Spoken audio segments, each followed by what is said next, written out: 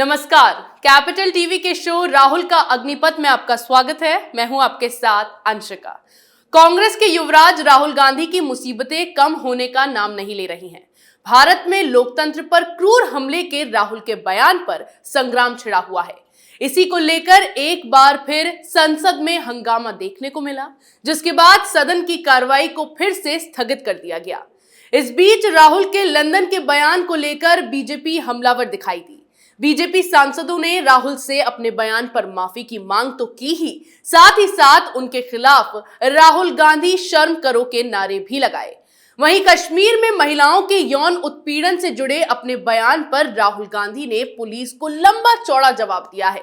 इसमें राहुल ने 45 दिन की देरी के बाद अचानक की गई कार्रवाई पर सवाल उठाए हैं।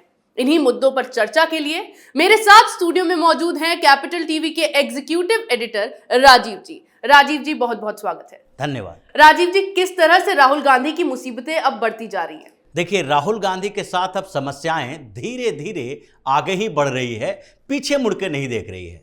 राहुल गांधी एक तरफ संसद में गिरे हुए हैं, संसद में दो तरफा हमला उनके ऊपर हो रहा है। एक तरफ तो उनको संसद में जाने यानी कि एंट्री पर ही बैन लग चुका है।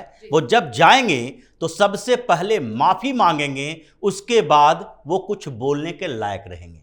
दूसरी बात यह है कि संसद के अंदर जो कमेटियां बनी हुई है, पैनल बने हुए हैं और जो आगे मांग की जा रही है, उसमें भी राहुल गांधी को बर्खास्त करने, सदस्यता खत्म करने की चर्चा हो रही है।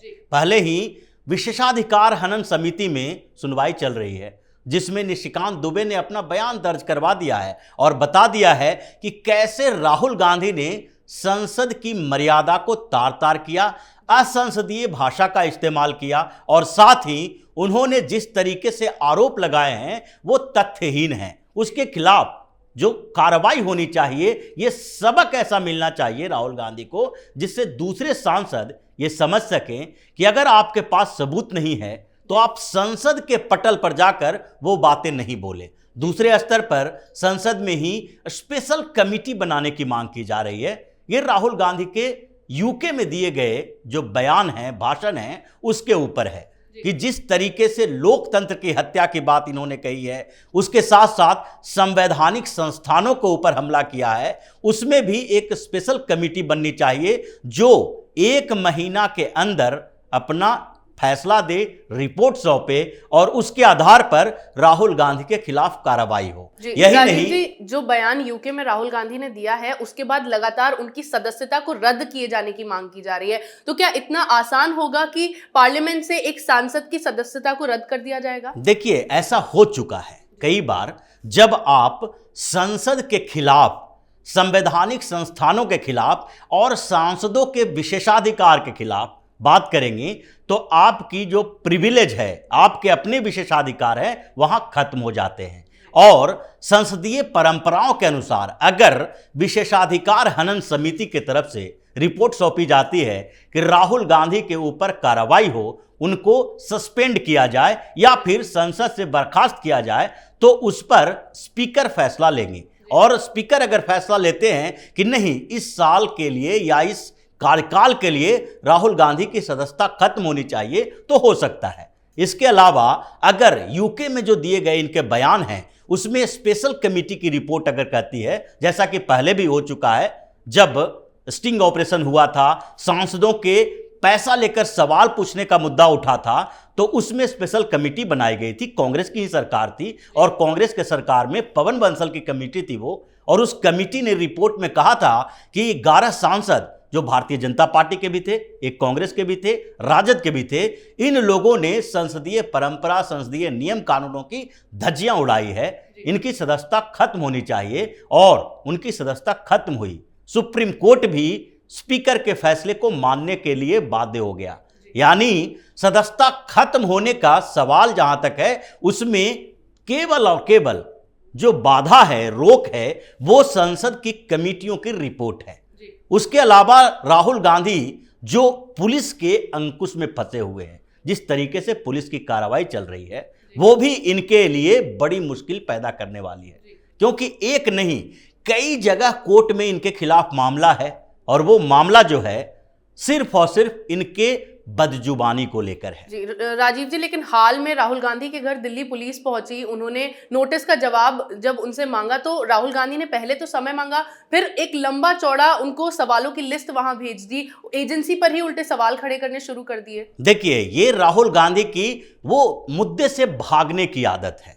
जैसे पहली बार जब 15 मार्च को दिल्ली पुलिस वहां नोटिस थमाने के लिए गई तो राहुल गांधी गायब हो गए, अनट्रेसेबल, मिले ही नहीं, मुलाकात तक नहीं किए, उनको समय नहीं दिए, इसीलिए वो वापस आ गई।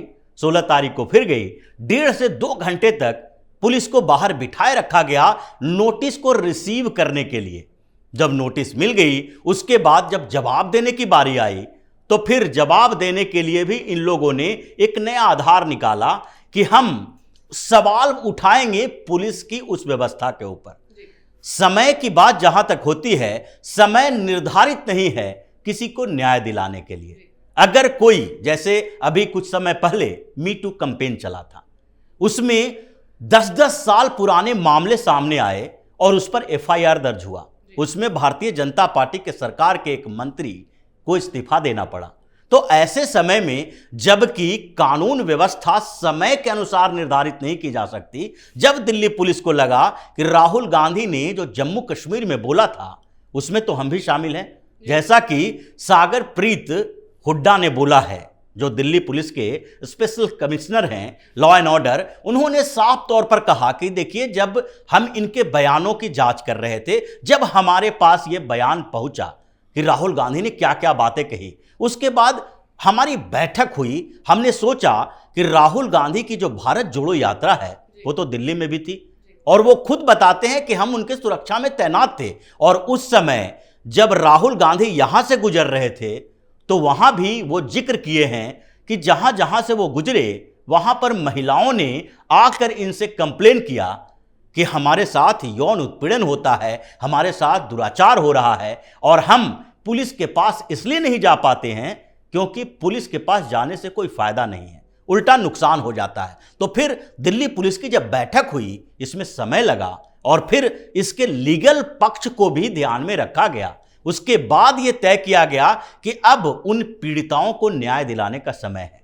अगर राहुल गांधी गलत बयानी कर रहे हैं तो वो भी देश की, राज्य की छवि को खराब करने वाली है। अगर राहुल गांधी सही बात बोल रहे हैं तो उन्हें वो सूची देनी चाहिए कि इन महिलाओं ने उनसे मुलाकात की, इन लोगों ने उनसे बोला, और फिर उनको इंसाफ दिलाने के लिए दिल्ली पुलिस कार्रवाई करेगी। अगर नहीं करेगी तो बार बार ये सवाल उठता रहेगा कि महिलाएं जो पीड़ित है वो तो हमेशा से पुलिस से डरती रही है, और कांग्रेस, राहुल गांधी दोनों ये सवाल उठाते रहेंगे कि पुलिस ने कोई भी एक्शन उस मुद्दे पर नहीं लिया जो हम बार बार उठा रहे हैं। जैसा कि राहुल गांधी उठाते रहते हैं कि अदानी और मोदी के बीच संबंध है, ये बातें हम बार बार कर रहे हैं। पुलिस, ईडी या सीबीआई या फिर सरकार जो जेपीसी की मांग कर रही है सरकार से, ये सब कोई एक्शन नहीं ले रहे हैं। ये बार बार दोहराई जाती है बातें। अगर दिल्ली पुलिस एक्शन नहीं लेगी तो दिल्ली पुलिस पर भी सवाल उठाया जाएगा, इसलिए इन लोगों ने नोटिस थमाया है। राहुल गांधी ने सवाल जो उठाए हैं और 8-10 दिन का टाइम लिया है,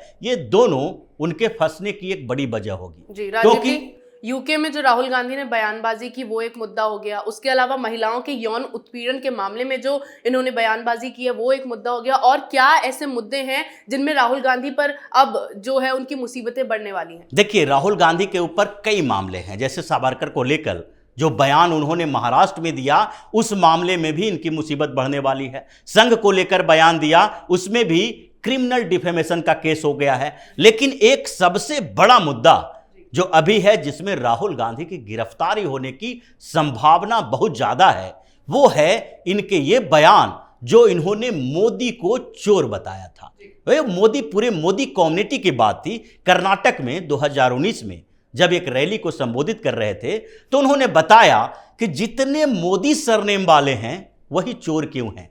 ललित मोदी की बात उन्होंने किया और इस तरीके से जो भगोड़ों की बात किया राहुल गांधी ने, उसके खिलाफ एक कंप्लेन हुआ कोर्ट में। पूर्णेश मोदी ने सूरत की अदालत में कंप्लेन किया था कि राहुल गांधी का वो बयान सिर्फ मोदी कम्युनिटी के लिए है, ये किसी एक व्यक्ति के लिए नहीं है, क्यों उन्होंने बार बार जिक्र किया है कि नीरव मोदी, ललित मोदी ये सारे के सारे चोर हैं, भगोड़े हैं, और उससे जोड़ा गया आगे कि जितने जो चोर हैं, जितने जो फ्रॉड हैं, उनके नाम के आगे मोदी क्यों है? ये तो साफ तौर पर कहा जा रहा है कि ये मोदी कम्युनिटी के लिए कहा गया है कि जितने चोर हैं, जितने फ्रॉड हैं, वो सारे के सारे मोदी हैं। मतलब ये अगर जितने सारे के सारे भगोड़े हैं, क्रिमिनल हैं, गैंगस्टर हैं, उनके नाम की चर्चा की जाए तो सब में मोदी तो लगा नहीं है। मतलब इसका है कि अगर मोदी पूरे कम्युनिटी को आप टारगेट कर रहे हैं तो आपके खिलाफ कंप्लेन होगा। और पूर्णेश मोदी जो भारतीय जनता पार्टी के विधायक भी रह चुके हैं, उन्होंने सूरत में एक मामला दर्ज किया था क्रिमिनल डिफेमेशन का। पूरे मोदी समुदाय की तरफ से यह मामला दर्ज किया गया था कि अगर राहुल गांधी मोदी कम्युनिटी को चोर बता रहे हैं तो उन्हें साबित करना पड़ेगा कि जितने के जितने मोदी हैं सारे के सारे चोर हैं। यह मामला लंबा चला, राहुल गांधी अदालत गए भी थे और उसके बाद वहां पर यह मामला अब अंतिम समय में कंक्लूजन में आ गया है। इस पर 23 मार्च को फैसला होना है जिसमें राहुल गांधी भी उपस्थित होंगे।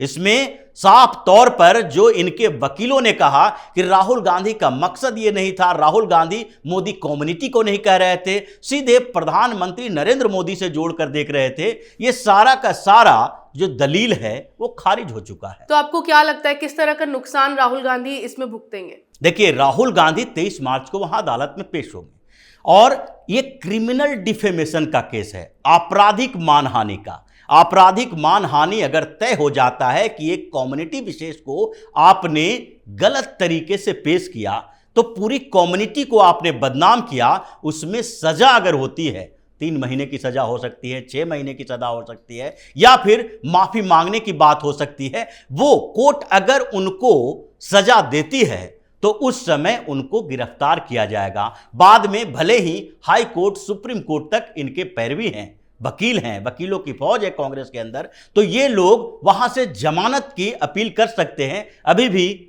नेशनल हेराल्ड मामले में राहुल गांधी, सोनिया गांधी जमानत पर ही चल रहे हैं। तो ये 23 मार्च को तय होगा कि राहुल गांधी इस मामले में गिरफ्तार होंगे। दिल्ली पुलिस के नोटिस के मामले में 8-10 दिन का समय है। 8-10 दिन में राहुल गांधी को जवाब देना पड़ेगा। अगर जवाब नहीं देंगे तो उन्हें बताना पड़ेगा कि उन्होंने जो बात कही है वो ऐसे ही पॉलिटिकली बयान दिया है, उनसे कोई मिलने नहीं आया था। जी बिल्कुल, यानी कि आपके कहने का मतलब है जो मोदी कम्युनिटी पर राहुल गांधी ने अपनी बयानबाजी की है उसमें कहीं ना कहीं राहुल गांधी के सर पर गिरफ्तारी की तलवार लटकी है। बिल्कुल जी, तो राहुल गांधी लगातार केंद्र को घेरने के चक्कर में ऐसे ऐसे बयान देते हैं जिससे वो खुद ही अपने लिए गड्ढे खोद लेते हैं।